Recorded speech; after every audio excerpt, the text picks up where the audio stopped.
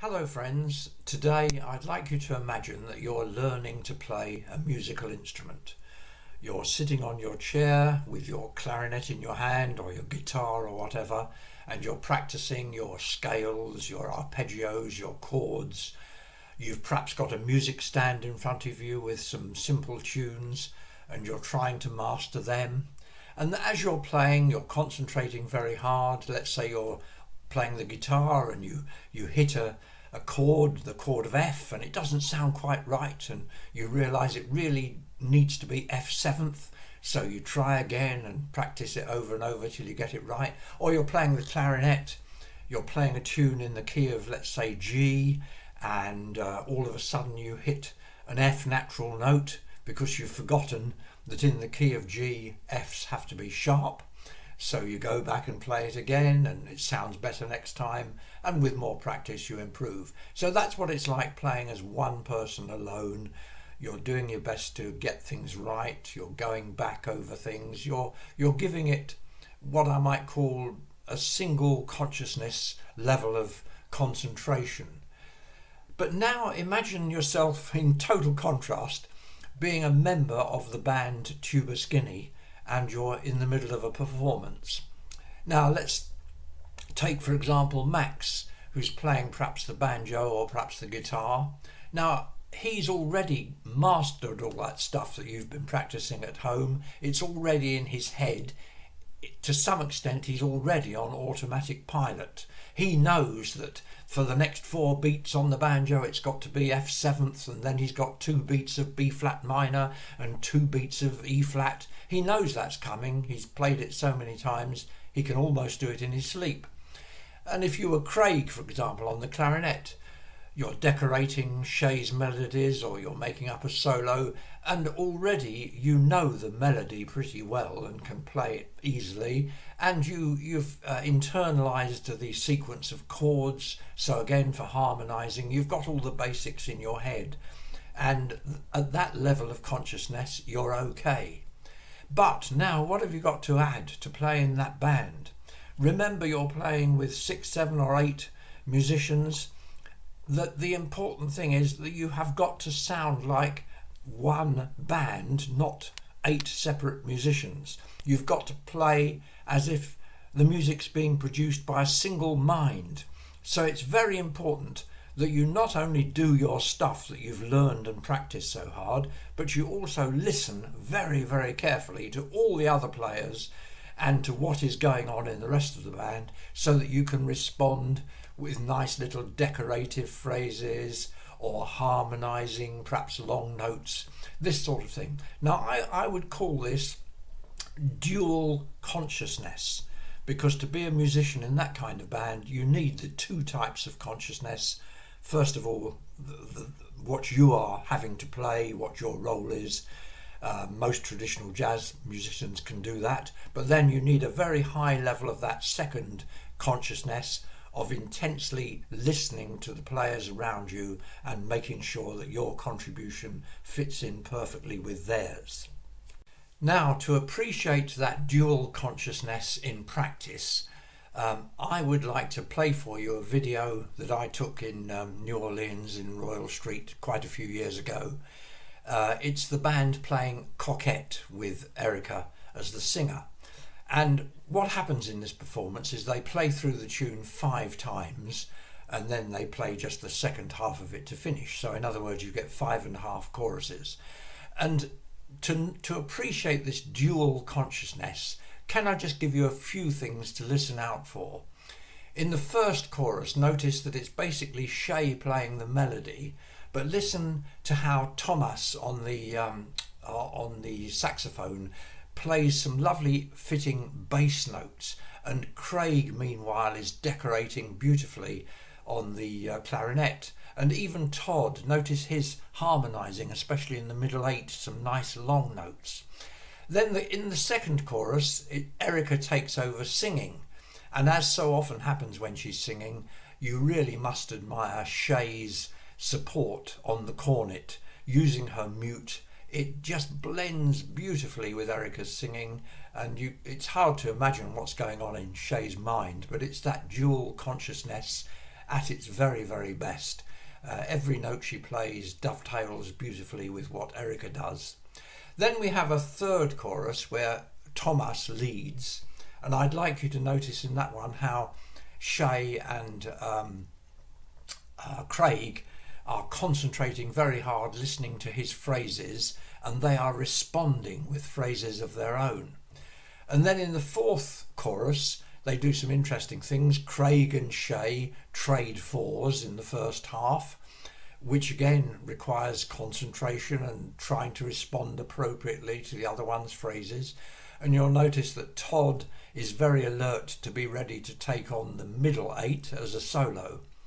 And then in the fifth and final full chorus, we go back to Erica to sing it out again. And this time, here's an interesting little thing to listen for. Just listen out for Weston's banjo. There's one little bar where he puts in a most beautiful decoration, and I hope you'll spot that. And then when Erica finishes singing, the whole band has to know and be conscious of the fact, it's that dual consciousness again, that they're not going back to the beginning one more time. They're going to pick up the tune from the 17th bar, that is to say the middle eight, and they round it off from there. So there are some very good examples, I hope, of this dual consciousness at work, and I hope that it will help you to admire the tremendous work that Tuba Skinny do. That's it from me for now, but I'll leave you to enjoy the video of Coquette.